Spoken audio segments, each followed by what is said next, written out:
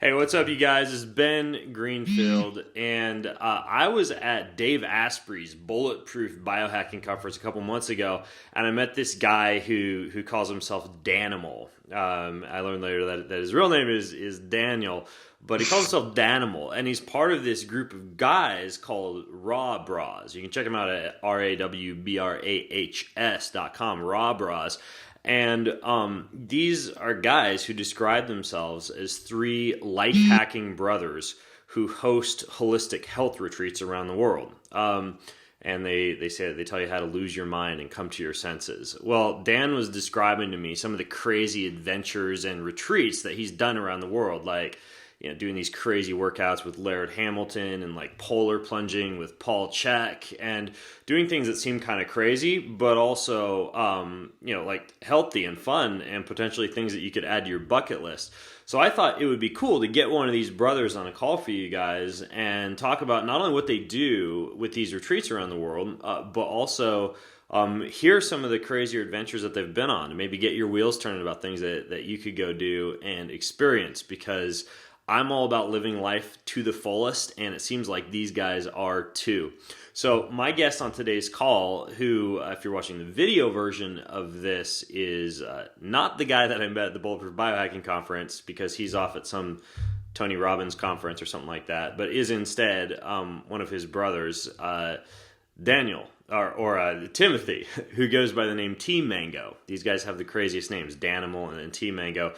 So TMango is here on the call with me. If you're listening to the audio version of this, you can go see TMango's ripped body if you just go to bengreenfieldfitness.com/bucket list. These guys like to pose showing off their abs a lot, I noticed on their website. But if you go to bengreenfieldfitness.com/bucket list, you'll be able to see a photo of TMango and also get links to all the cool videos and content that we're about to talk about. So TMango, thanks for coming on the call, man.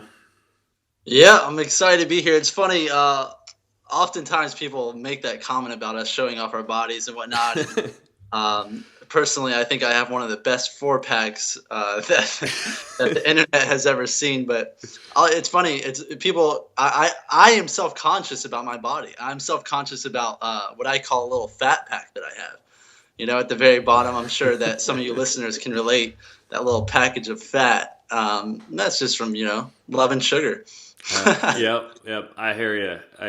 Well, I catch a lot of flack myself for not wearing a shirt very often. I usually work at home in my underwear, and so when I want to shoot a cool video, I'll call my wife over and she'll whip out the iPhone and we'll shoot the video, and then afterwards we'll get all the flack about me not having any clothes on. But I did actually put my Ben Greenfield Fitness shirt on for today's show, so shameless advertising.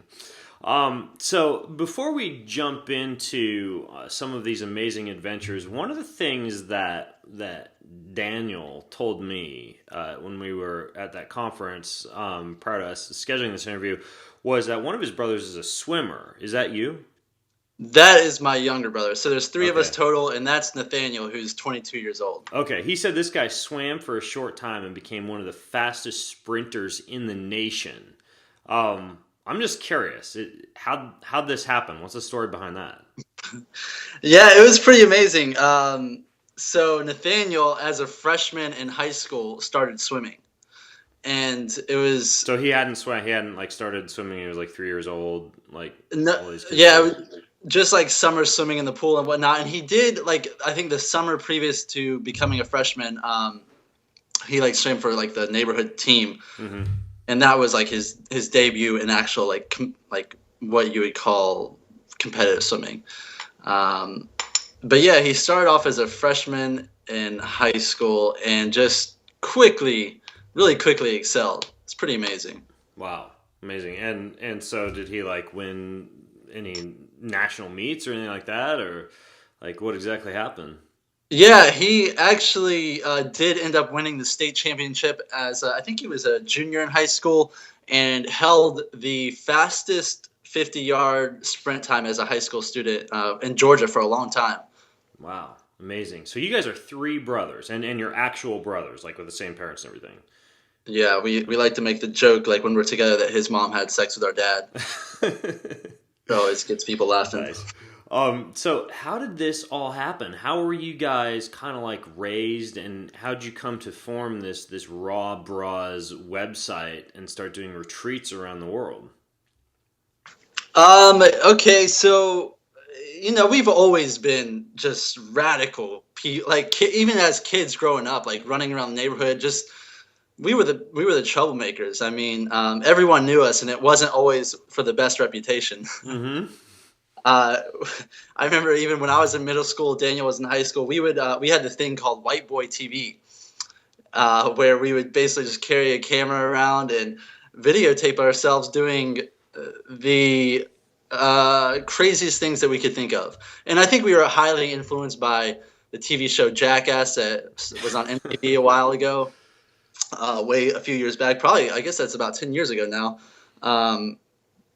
So I think that's initially we've been behind the camera for a while, and then I guess when I graduated high school and then Daniel was graduating college at the same time, we started to experiment with like a raw vegan diet, meaning eating only fruits and vegetables Okay, in the got it. uncooked I form. was curious if that's where the raw and raw bras came from. Yeah, Okay.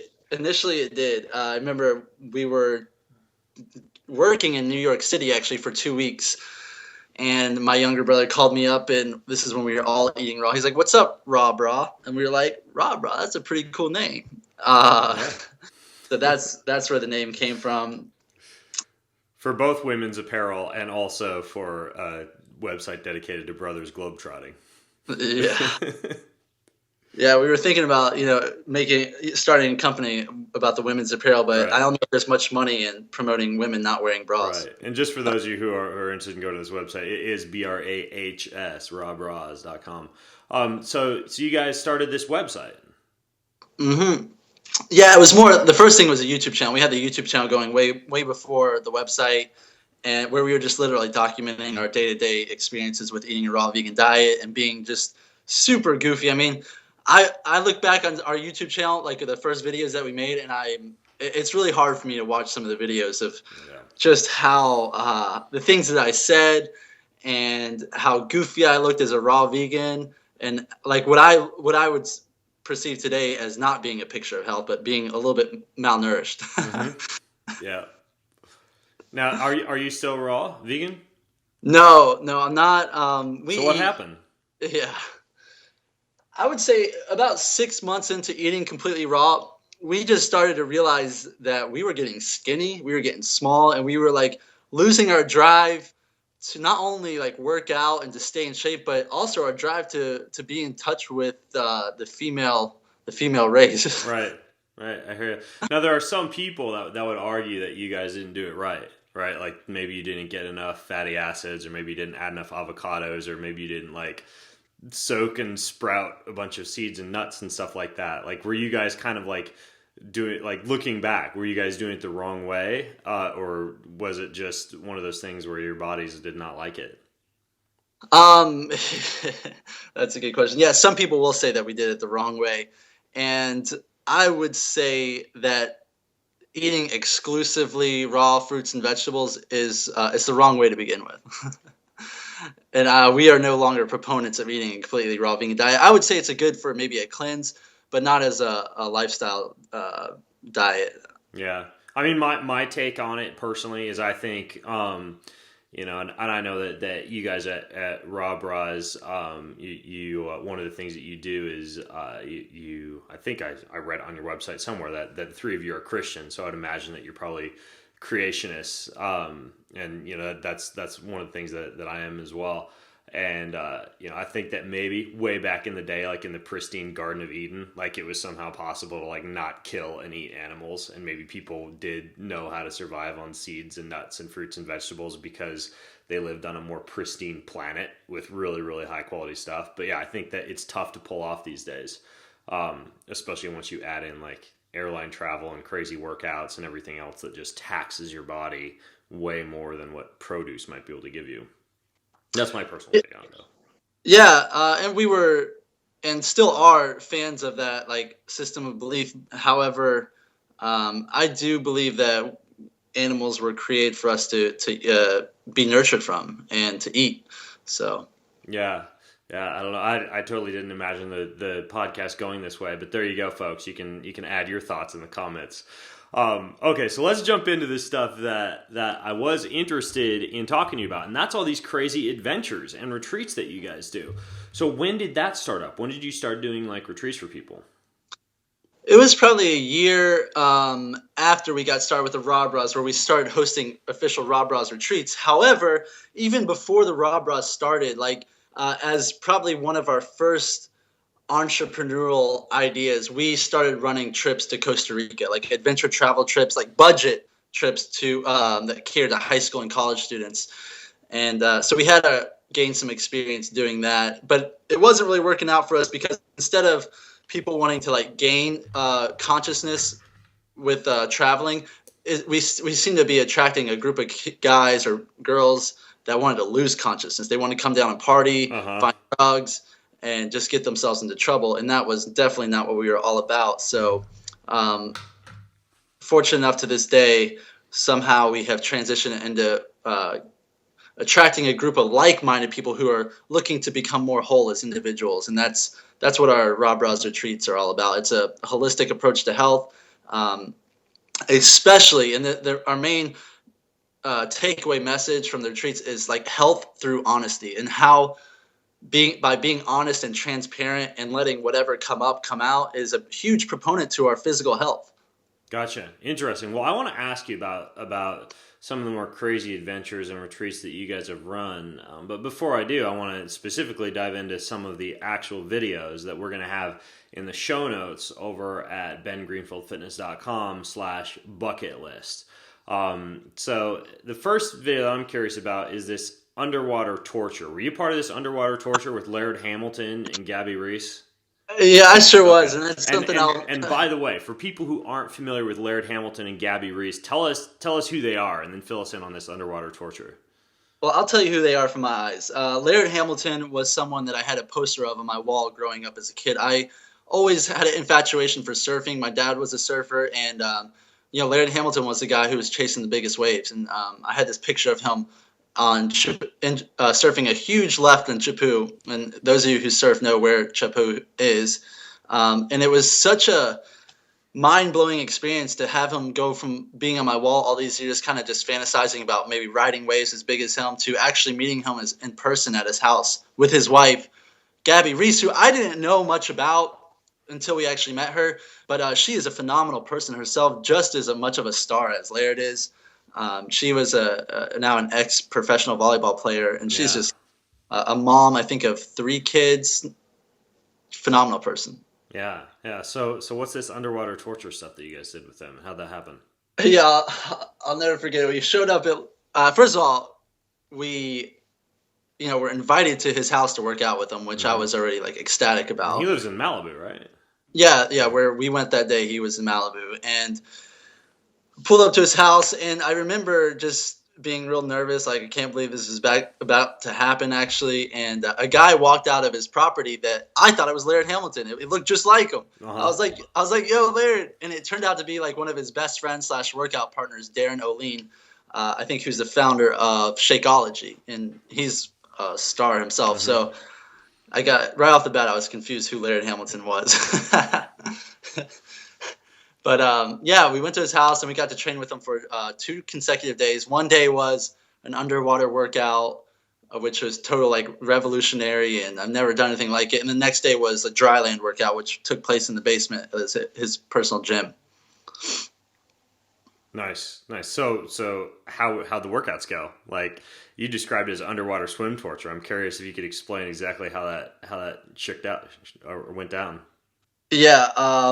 So he has this pool, this customized pool that I think it was about 15 feet deep in the end, and it had steps that were embedded into the bottom of the surface which it was intentionally designed to run up with weights underwater. So between him and his wife, we had probably about 6 sets of dumbbells, ranging from anywhere from 10 pounds to I think that it was like 35 pounds. Right. And essentially what we would do is take the dumbbells, 1 in each hand, jump down to the bottom, which is a 15-foot deep pool, and then jump and then like literally like we're jumping as high as we can with weights in our hands to the surface just to grab a moment of air just to Yeah. sink right back down to the bottom with the weights in our hands. And we would do that consecutive. We did this for about an hour straight, and it was crazy. Wow, it sounds like the old school water polo workouts I used to do at University of Idaho, where we did all sorts of things in the water. Like they'd fill up water jugs, and you'd have to hold them above your head while you tread water, with your legs, right, like an egg beater kick. But one of the toughest things we did, and if you're watching this video, try this sometime if you're at a pool with one of your friends or workout partner. One person stands at the edge with a medicine ball, like a 20-pound medicine ball, right? And the other person's treading water, and the person who's on the edge of the pool drops the medicine ball. The person in the water has to catch it and throw it back up. And you do like 30, 40, 50 reps. But because you're catching and throwing, you have that danger component that if you do put your hands in the water to start treading, you're going to get a medicine ball smashed in your face. So you got to use your legs while at the same time using your upper body to throw. And it's one of the most, try 50 burpees and then try 50 of those, and those will just destroy burpees. So you got this underwater torture from Laird Hamilton and Gabby Reese. That's a pretty, and we'll put a video of that. You guys also did polar plunging with Paul Chek, who's like an icon in health and holistic medicine and fitness and stuff like that. How'd you meet up with Paul Chek, and what was the polar plunge all about? Actually, both the Laird Hamilton and Paul Chek we were connected through Troy Casey, the certified health nut. Who? Okay, yeah, he's been on the show. Oh yes, okay, yeah. Yeah, we talked about poop. About poop. Yeah, so thanks to Troy Casey for both those connections, and yeah, Paul Chek, he's really something else. If you've never seen his videos or gotten the chance to meet him in person, he's quite a radical human. Yeah. And so when you talk about polar plunging with Paul Chek, it wasn't like a one-time event that we went polar plunging. We consider polar plunging. We try to do it on a daily basis, which is just submerging yourself in cold water. And if you can't submerge yourself, then you know that we're taking cold showers. But you guys all personally do that? Yeah, I don't know if the fan. By the way, if you're listening in, like Timothy and I didn't talk before this show. He doesn't know that I also do this every day. Okay. Yeah, I have a cold pool in my backyard. Oh, really? Okay. Yeah. How cold is it? Yeah, 60. Oh, 60. So, nice. I mean, and that's not freezing cold, but it's cold enough to get you chilled out if you hang out in there for 10, 15, 20 minutes. So, Yeah. So you guys do this polar plunging every day, like this cold thermogenesis thing. Yeah, I mean, it's just something that I've learned to love, and I think it's something that I will practice for the rest of my life. Yeah, it's interesting how you run into people who are pursuing health and holistic living, and a lot of them seem to have somehow tapped into the cold shower polar plunge thing. So with Paul Chek, was this a one-time thing, or was this something you guys did a bunch of times? Well, we never actually jumped in the water with Paul Chek. He was just, we spent some time with him at his like training grounds, and he was just telling us the benefits of it. Which after hearing him talk about polar plunging, it's something that you're convinced that it is essential for health or for optimal health, especially for a man. Yeah, it's kind of interesting because, like, for me, polar plunging is like on New Year's Day when you go to the lake that's literally frozen over, and you gotta like break through the ice and get in through the ice and then crawl out of the ice. Like, that's a polar plunge, which is like a once in a year type of thing because it's so unpleasant, versus the cold showers and the cold baths, which I consider to be like a little bit more like cold thermogenesis, or CT is what a lot of people call it now. But that's interesting that you guys tapped into that with Paul Chek. So what are some of the crazier adventures that you've been on? Like some of the things that really come to mind for you as really good examples of the type of things that you guys do on your retreats, or some of the more memorable experiences? Well, we've traveled all across the United States. I recently went to Africa, to Kenya, and that was pretty crazy, especially considering that there was that whole Ebola scare. I mean, Kenya is on the opposite side of Africa where that's happening. But Hawaii is beautiful. But one of the adventures that we seek most often is surfing and just being in the ocean. I think that the ocean is extremely humbling, and it can really get someone out of a place of I don't know if you're like in a place of stagnicity in your life. I don't know if that's a word, stagnicity. What word? Yeah, we'll go with it. Like, yeah, stagnicity. I think people know what you mean. Yeah, it's just the ocean is just it's scary, it's humbling, Hmm. and so we've taken up surfing. So just traveling around the world, going to surf spots is extremely adventurous. I Hmm. think if you ever get the And where's chance, home base for you guys? is in Athens, Georgia. Okay, gotcha, gotcha. Yeah. So, as far as surfing, what would be one of the more beautiful places that you've been to that you think people maybe don't know about or should visit? Oh man, um, I would say Black's Beach in San Diego, California. Black's Beach. Yeah, it's in La Jolla, and not many people know about it. I mean, if you're going to go to San Diego, you have to go to Black's Beach. Really? It's in. Do you know? So Black's Beach in La Jolla. I'm asking this question because I did the SEAL Fit training, and one of the evenings, the more tortuous evenings that they brought us on, was they brought us down the beach. We parked at some beach in La Jolla, and we marched back up the beach to Encinitas, stopping about every half hour for what they call surf swim torture, where they throw you in the ocean and you're doing like sit ups and burpees and like submersion and just basically having the surf wash over your face and stuff, and getting back out of the water and doing burpees and getting abused by their SEAL Fit guys. But I'm guessing we may have been by this Black Beach or this Black Beach place that you talk about. Do people there play volleyball without their clothes on? Uh, they do, Okay, but because we marched past a bunch of people playing volleyball nude. I would be impressed though if you ran or walked from Black's Beach to Encinitas. That's quite a ways. Maybe it was really a torture. Well, I think this was like a 19-mile hike or so, Oh which is wow, kind of then yeah. short compared to some of the other stuff they had us do.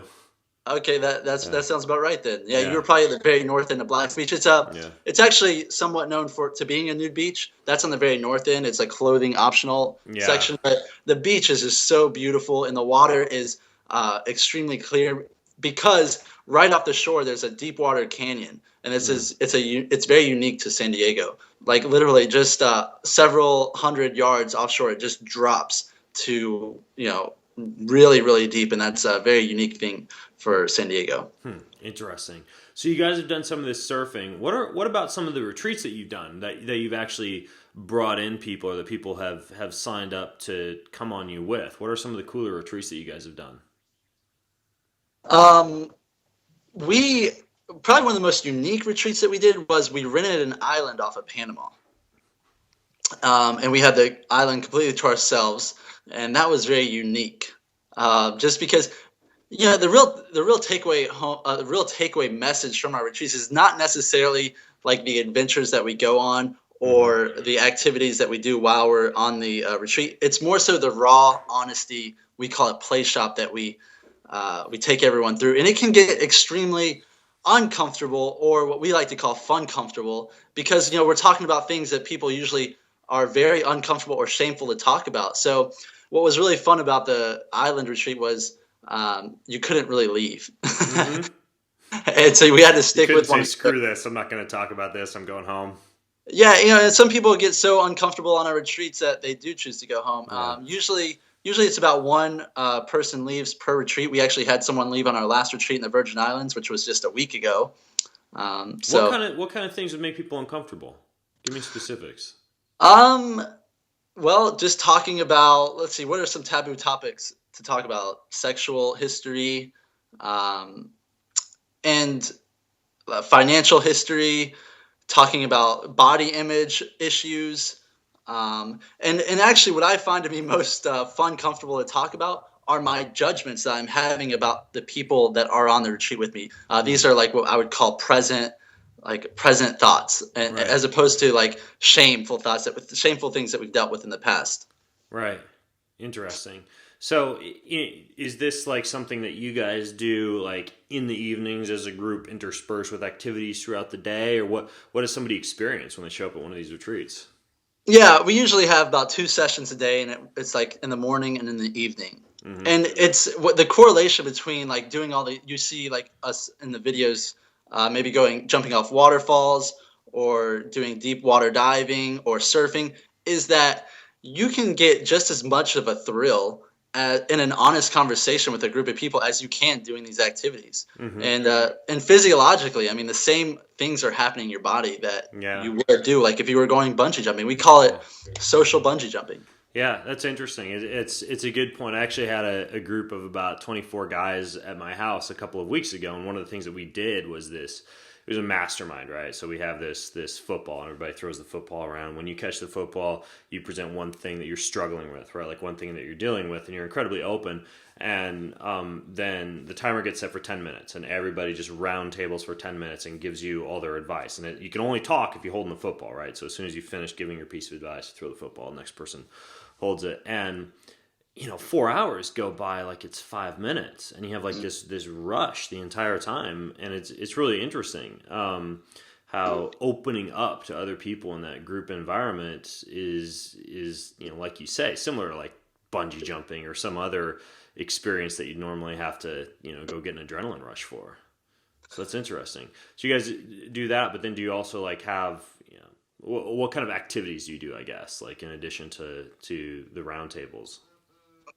So on our last retreat, we actually, just to give you an example, we did a stand-up paddleboard session that went. We started about an hour before sunset, and it went to about 2 hours after the sunset into the full moon. So we call it a sunset full moon paddle, Nice. and that was just incredible. We paddled from one bay, Cinnamon Bay, on the island of St. John, to it was 2 bays down. I can't remember what it was called. It was a real like not well-known bay at all, but it was just beautiful to have 21 of us from all over the world stand up paddleboarding under the full moon. That was one activity that we did. What's the demographic? Are these like a bunch of like? Is it mostly like college kids? Do you get like older people there, single people, married people? How's it work? Man, it's all over the board. Of course, I think we generally attract people in their 20s that are in good shape. I sometimes feel like Yeah, I people are got a that little. impression from your website. When I visited your website, I was looking at some of the photos. I'm like, wow, everybody in these photos is ripped. It almost looks like a fitness retreat. Yeah, and I'm assuming it's because we're in good shape, and maybe the people who are not in such good shape are a little timid to inquire about coming on a retreat. But we've definitely had the outliers come on a retreat, which they like. Let's say someone comes on a retreat that's overweight, they have thoroughly enjoyed themselves just as much as the fit people, because our retreats are not fitness retreats. It's more about just having a willingness to be open and to communicate transparently. But to answer your question, like last retreat, again, for an example, we had a first grade school teacher that was in her I think she was just about to turn 50, and all the way to an 18-year-old girl from Canada who had just recently lost her father. So it's all over the place. Interesting. So where do you think that you guys will go with this next? Do you see yourself just like continuing to do retreats around the world as your guys' main gig? Do you want to kind of like build up your YouTube channel, or are you guys just kind of feeling it out as you go? Yeah, that's a common question. Like, what's our plan? And our common answer is usually like we're just letting it organically unfold and express itself, because that's how we've done it from day one 4 years ago when we got started, and to this day I'm just extremely grateful to where it is.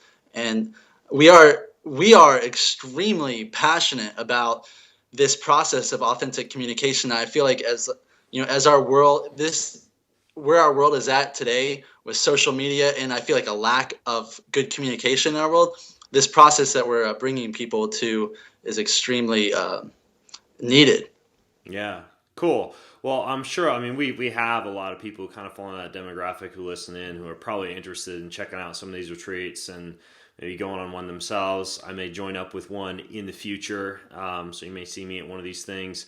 But if you're interested in checking out some of these videos, some of the things that TMango and I talked about, or if you have questions, I'm going to put the video and some of the notes up for you. If you just go to bengreenfieldfitness.com/bucket list, maybe one of these RawBrahs retreats is something that you should add to your bucket list.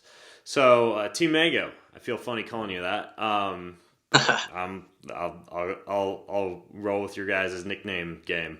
Anything else that you got that you want to bring up or tell our viewers or listeners? Yeah, this is kind of something I was thinking about, that with these retreats, or whether it's working out or whatever you're doing, uh, you know, the things that we deal with, the things that we think that are most personal, and the things that maybe we're most ashamed of, is actually a very universal topic. And I know it's not every day you get to sit down with a group of people to discuss these things, but what people may be dealing with out there, and they think they're alone dealing with it, they're not alone at all. Hmm. Maybe people are lonely. Well, you're not alone in your loneliness. There's Everyone in the world has the same struggles from what I've seen, and it's important to know that. Hmm. Hmm. Cool. Good advice, man. I like it.